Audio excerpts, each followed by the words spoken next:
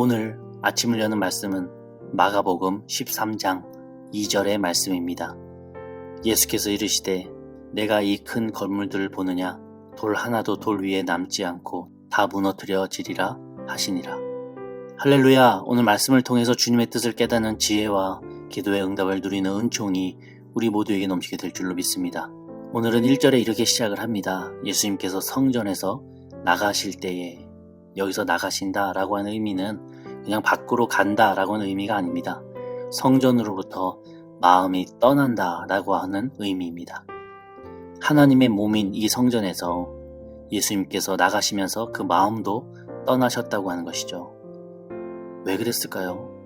이 성전이 하나님의 몸의 역할을 더 이상 감당하지 못하고 인간의 욕심으로 가득 찬 그저 건물이 되어버렸기에 끝없이 타락해버린 성전으로부터 마음이 떠나셨다고 하는 것입니다. 그럴 때 제자 중에 한 명이 이렇게 말합니다. 1절 중반에 선생님 보소서 이 성전의 돌들이 어떠하며 건물들이 어떠합니까? 원어를 보면 이 돌들이 참 아름답고 이 건물들이 참 웅장하다라고 기록을 하고 있어요. 영어 성경에는 beautiful하고 wonderful하다라고 표현을 합니다. 마치 이 성전의 아름다움과 이 웅장함이 내 신앙의 거룩함과 성숙함을 대변한다고 지금 착각하고 있는 것이죠. 여러분, 성전이 아름답고 웅장하면 내 신앙도 크고 깊은 겁니까? 꼭 그런 것 같지는 않습니다. 예수님께서 이렇게 말씀하세요. 2절인데요. 예수께서 이르시되 너가 이 큰 건물들을 보느냐 돌 하나도 돌 위에 남지 않고 다 무너뜨려지리라 하시니라. 성전은 누가 지었습니까? 당시 이스라엘의 왕이었던 헤롯이 유대인들의 환심을 사기 위해서 지어준 건물이 성전이었습니다. 헤롯은 에돔, 이두메아 출신의 귀족으로서 로마에 의해서 이스라엘의 왕이 된 사람입니다. 그런 헤롯이 지어준 건물을 이 제자들은 멋있다고 바라보면서 예수님께 자랑을 하고 있으니 예수님의 마음이 얼마나 황당하고 또 아프시겠습니까? 예수님께서 2절 중반에 이렇게 말씀하지 않았습니까? 이 큰 건물들을 보느냐? 돌 하나도 돌 위에 남지 않고 다 무너뜨려지리라. 이 위대해 보이는 유대인들의 자랑거리인 이 예루살렘 성전이 다 무너질 거라고 말씀하십니다. 아무도 이 말씀이 무슨 뜻인지 이해하지 못했었습니다. 요한복음에서는 좀 더 친절하게 무슨 의미인지 기록을 하고 있는데요. 요한복음 2장 19절부터 22절을 보시면 예수께서 대답하여 이르시되 너희가 이 성전을 헐라 내가 사흘 동안 일으키리라. 유대인들이 이르되 이 성전은 46년 동안 지었거늘 너가 3일 동안에 일으키겠느냐 하더라. 그러나 예수는 성전된 자기 육체를 가리켜 말씀하신 것이라. 죽은 자 가운데서 살아나신 후에야 제자들이 이 말씀하신 것을 기억하고 성경과 예수께서 하신 말씀을 믿었더라. 예수님과 함께했던 그 제자들도 성전이 무너지고 다시 짓는다 그 말씀의 뜻을 몰랐었습니다. 중요한 것은 이 웅장해 보이는 건물이 아니라 내 마음속에 있는 주의 성전이 잘 쌓여가고 있는 것이 진정 중요하다라고 주님께서 말씀하시죠.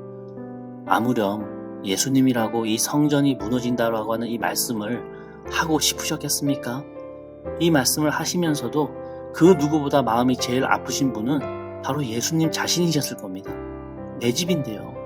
내 집을 더 이상 보고 있을 수 없는 그 심정이 어떻겠습니까? 성전이 하나님의 몸이 되지 못하고 세상보다 더 타락하고 세상적인 방법을 옹호하는 욕심의 온상이 되어버렸으니 더 이상 자체 정화작용을 하지 못하는 이 지경까지 와버린 그 성전을 보시면서 다 허물고 다시 새롭게 쌓아가야 함을 예수님은 말씀하고 계시는 겁니다.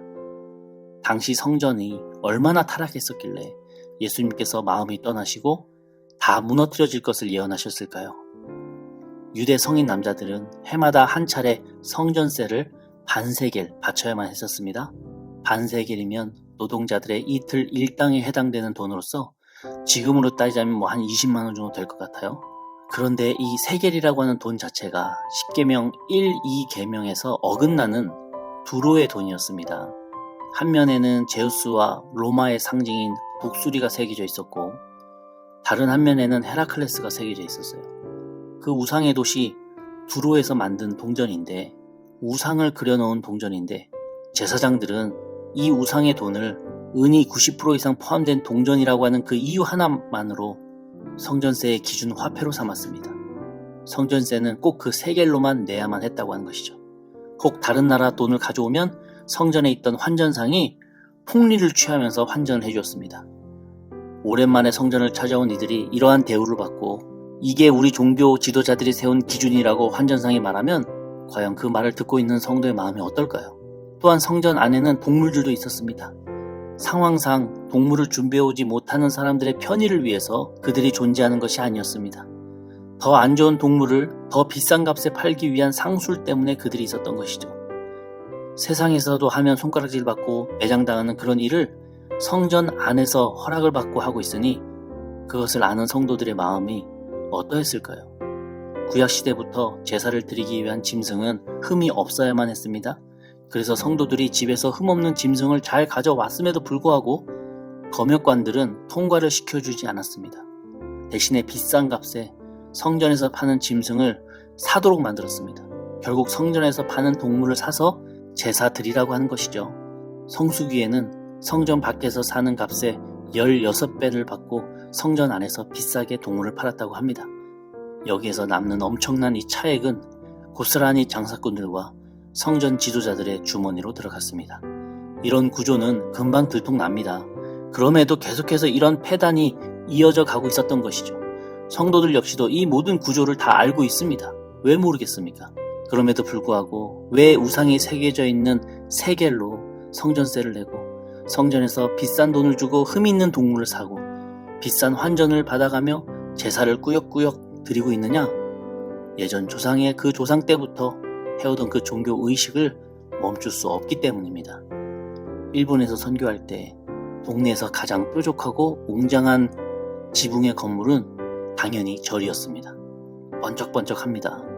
동네마다 구역을 정해서 절이 각각 다 세워져 있고 그 동네 사람들에게 절에서 의무적으로 절세를 걷습니다. 사람들 그 누구도 의문을 제기하지 않고 절에 다니든 안 다니든 상관없이 절세를 냅니다.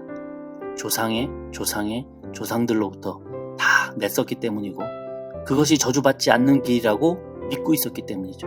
그렇게 절에 사람은 별로 없지만 절은 항상 여유가 넘치고 승들은 항상 웃음 가득했습니다.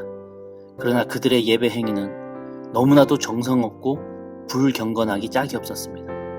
그렇게 일본 사람들이 이 절과 승들을 보면서 무엇을 느낄까 생각하며 일본 교인들에게 물어봤을 때 그들의 대답은 가히 충격적이었습니다. 저들도 저러니 나도 대충 살아도 된다고 하는 안심을 받는다고 하는 겁니다. 예수님 당시의 성전과 종교 지도자들조차 이렇게 썩었는데 그 성전에 출입하는 성도들이 무엇을 생각했을까요? 내가 비록 세상에서 죄 가득한 그 썩은 일을 해도 괜찮다라고 하는 안심을 얻고 돌아갔던 것은 아닌지 걱정이 됩니다. 야, 대제사장도 그리고 그 밑에 있는 제사장들도 다 받아 챙기더라 야. 나도 세상 속에서 적당히 더러워도 괜찮아. 자칭 하나님의 종들이라고 하는 저들도 저 정도는 더러운데 왜 나라고 저들 이상으로 깨끗해야 되는데? 예수님께서 성전을 떠나셨던 그 이유는 성전에 와서 눈물로 회개하며 마음이 더 깨끗해지고 정결해지는 것이 아니라 거꾸로 지금의 내 더러운 삶이 이 정도면 아무 문제 없다는 위안을 얻고 돌아가며 또 밖에서 죄를 짓고 교회에 와서 안심을 얻고 있으니 성전의 본 역할을 감당하지 못하고 있는 것이었습니다. 그러니 예수님께서는 성전을 정화하셨던 것이고 지금 1절에도 같이 마음이 떠나시는 것이죠. 어쩌다가 성전이 사람들의 이 잘못된 삶을 지지하고 응원하는 곳으로 되어버린 것인지 그저 돈만 내면 모든 것을 응원하는 곳으로 전락해버린 것인지 예수님은 한숨을 쉬고 계시는 겁니다. 어젯밤에 설교를 준비하면서 목회자인 저도 반성을 했습니다. 나는 혹시 성전 안에서 좋은 게 좋다고 넘어가고 내 욕심을 채우기 위해서 아닌 것을 맞다라고 수용하며 잘못된 것을 적당히 묵인하며 옹호해주고 지나가고 있는 것은 없었는지 또한 은근히 뭘 받기를 바라면서 능구렁이같이 목회를 하고 있는 것은 아닌지 되돌아봅니다. 결국 내 마음 안에 있는 그 성전은 다 허물어져 가고 있는데 이 보이는 성전이 날 지켜줄 수 있는 양 착각하며 살아가고 있던 그 예수님 시대의 제사장이 바로 내가 아니었는지 반성해 봅니다. 성도인 여러분은 어떤 반성을 하십니까? 사실 저는 잘 모릅니다. 저의 평생 소원인 평신도의 입장을 저는 모르기 때문이죠. 성전 안에서 아닌 것을 보면서도 욕은 하지만 정작 나도 결국 그 아닌 것을 답습하고 있지는 않습니까? 제사장을 포함해서 모두들 그렇게 하니까 나도 세상에서 적당히 죄 짓고 살아도 괜찮다고 합리화하고 있다면 내 마음속 성전은 점점 무너져 내리고 있다고 하는 반증일 것입니다. 내가 내 외적인 모습과 내 외적인 평가에는 많은 신경을 쓰고 깨끗한 척, 정결한 척 보이려고 애쓰는 만큼 내 마음속에 있는 성전을 정결하고 진실되게 하나하나 쌓아가는 그 노력을 하고 있습니까? 예수님께서는 우리 신앙의 정결함을 더럽히고 또 우리 신앙의 본질인 하나님과의 관계를 멀어지게 만드는 그 죄를 그 어떤 형태라 할지라도 무너뜨려야 한다고 말씀하십니다. 심지어 그것이 성전이라고 할지라도 말이죠. 복음이 아닌 것에 내 신앙이 흔들리고 비본질적인 것에 내 믿음이 휘둘리지 않기 위해서는 내 마음속 주님의 집인 이 성전을 오늘도 진실함과 경건함으로 굳건하게 세워가야 할 줄로 믿습니다. 예수님께서 마음 아파하시며 떠나셨던 그 마음을 우리도 기억을 하면서 내 마음속에 있는 성전을 주님께서 보실 때에 과연 어떤 미소를 지으실지 기억하면서 내 마음속에 있는 성전을 위해서 오늘 하루도 말씀과 기도를 가까이 하시는 저와 우리 성도님 되시기를 주님의 이름으로 간절히 축원합니다. 아멘. 우리 함께 기도하시겠습니다.